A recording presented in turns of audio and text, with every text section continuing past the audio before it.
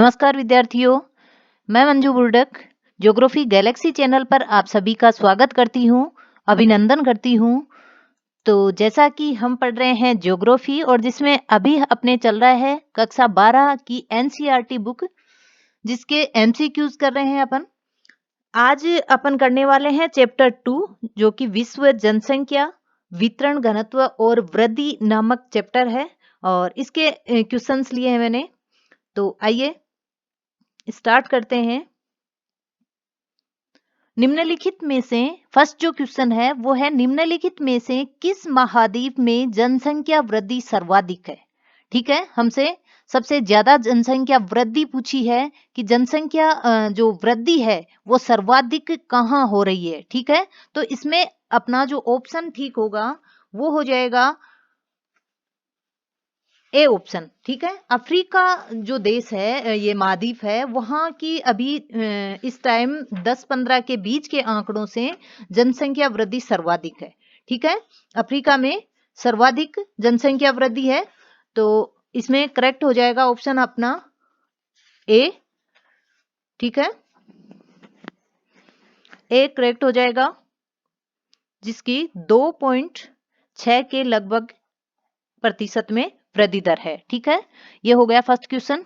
Second question की हम बात करें तो निम्नलिखित में से कौन सा एक प्रतिकर्ष कारक नहीं है। ठीक है, हमें पूछा गया है कि प्रतिकर्ष कारक नहीं है, नहीं को ध्यान में रखना है सबसे पहली बात।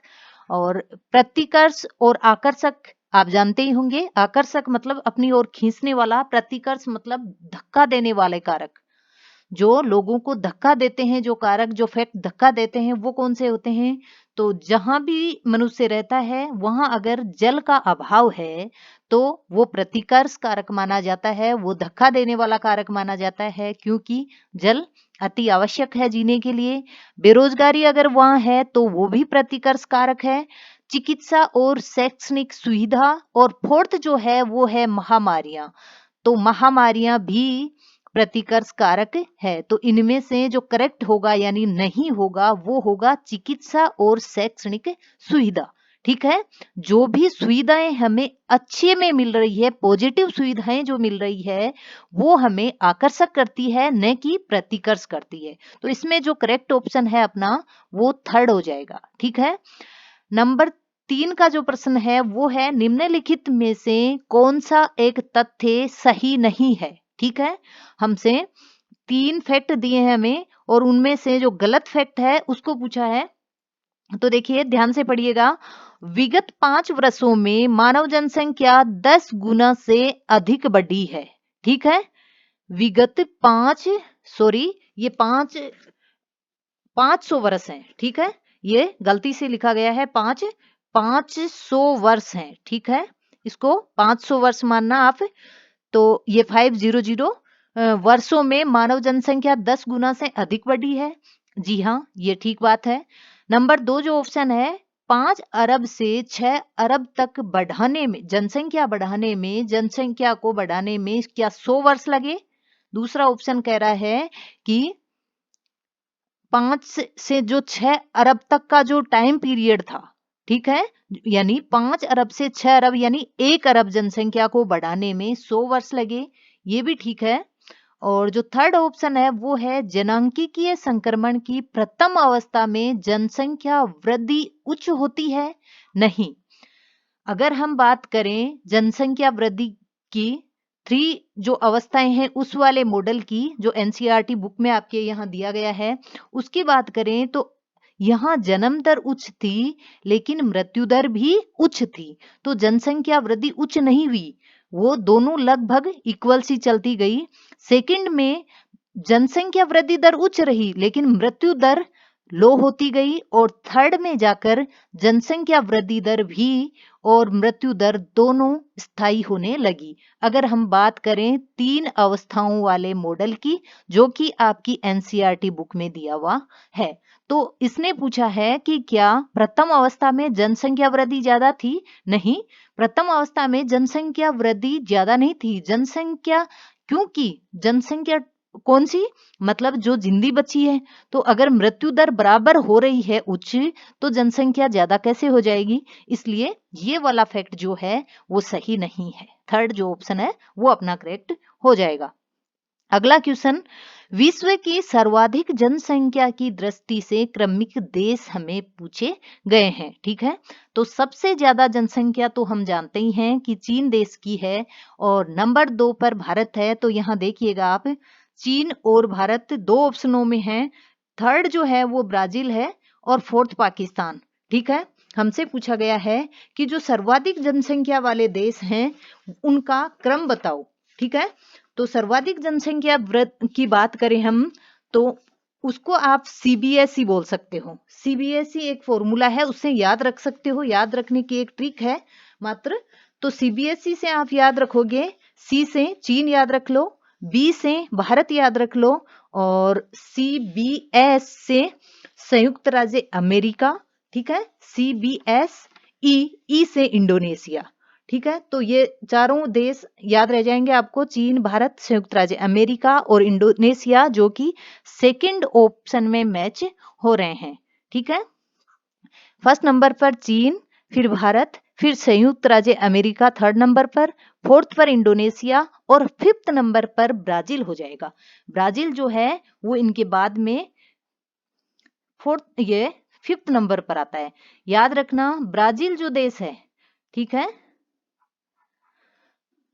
अमेरिका महाद्वीप का ब्राजील जो देश है, यह अगर विश्व की अपन जनसंख्या की दृष्टि से बात करें या फिर क्षेत्रफल की दृष्टि से बात करें, दोनों ही क्रमों में बड़े से कम होते हुए अगर हम बात करें, तो 5वें नंबर पर ब्राजील देश आता है। याद रखना, ब्राजील जो देश है वो फिफ्थ नंबर पर आएगा, चाहे विश्व को जनसंख्या की दृष्टि से देखें और या फिर विश्व को अपन क्षेत्रफल की दृष्टि से देखें, उसमें ब्राजील जो है वो फिफ्थ नंबर पर है, याद रखना। ठीक है, तो इसमें सेकंड ऑप्शन ठीक हो जाएगा। अगला जो प्रश्न है वो है, विश्व में जनसंख्या की दृष्टि से कौन सा महाद्वीप सबसे आबाद है। कौन सा महाद्वीप सबसे आबाद है, तो महाद्वीप पूछा है हमें। ठीक है, तो हमें पता है और होना भी चाहिए कि जो एशिया महाद्वीप है वहां सबसे ज्यादा आबादी निवास करती है। एशिया महाद्वीप में सबसे ज्यादा आबादी निवास करती है। उसके बाद में दूसरा नंबर अफ्रीका का आता है। तो अपने ऑप्शन में एशिया नंबर 1 पर हो जाएगा, जो कि करेक्ट ऑप्शन है, और नंबर 2 पर अफ्रीका हो जाएगा, और नंबर 3 पर फिर यूरोप, और नंबर 4 पर अमेरिका। ठीक है, ऐसे ये महाद्वीप हो जाएंगे। अमेरिका, लैटिन अमेरिका और उत्तरी अमेरिका को अलग अलग रखा गया है। बात करें अपन नेक्स्ट क्वेश्चन की, तो विश्व की कितनी प्रतिशत जनसंख्या एशिया महाद्वीप में निवास करती है। एशिया महाद्वीप की जनसंख्या पूछी है, तो प्रतिशत में बात करें तो ये करीब 60% यानी 59.5। ठीक है, 59.5% जो जनसंख्या है विश्व भर की वो एशिया में निवास करती है। अगला क्वेश्चन, भारत की जनसंख्या वृद्धि दर कितनी है।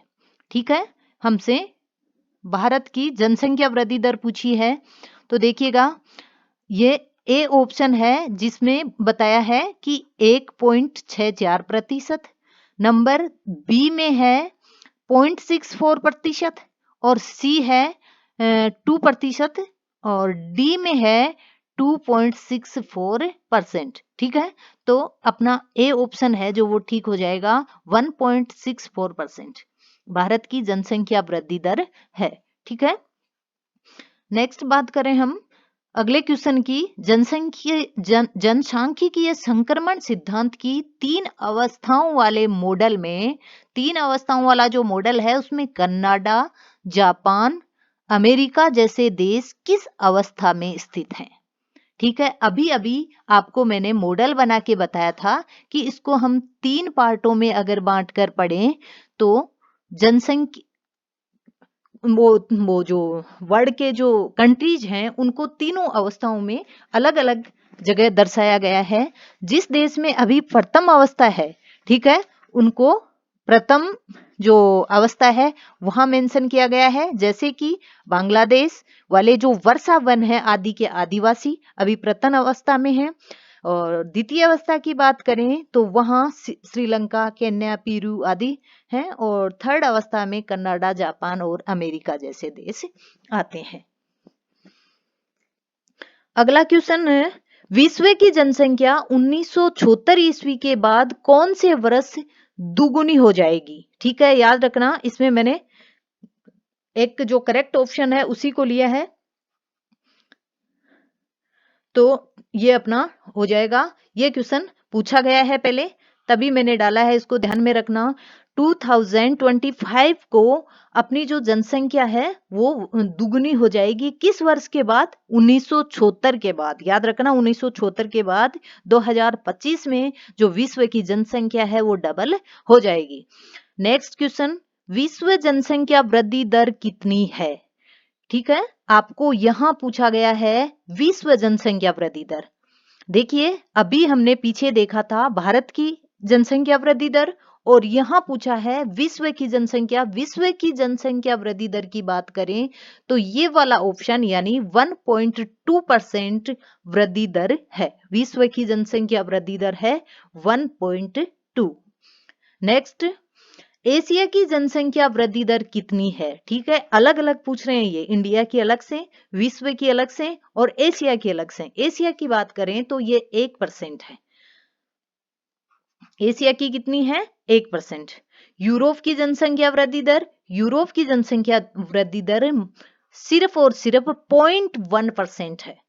ठीक है, यूरोप की जनसंख्या सिर्फ और सिर्फ 0.1% वृद्धि दर है। नेक्स्ट है, जनसंख्या की प्राकृतिक वृद्धि ज्ञात करने का सूत्र पूछा है हमें।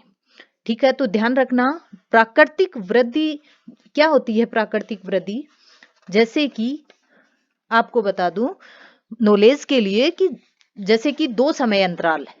ठीक है, कोई भी आधार वर्ष दे दिए हमें, 2 समय अंतरालों के बीच एक किसी क्षेत्र विशेष में होने वाला जो जनसंख्या का परिवर्तन होता है उसको तो नॉर्मली अपन जनसंख्या वृद्धि बोल देते हैं।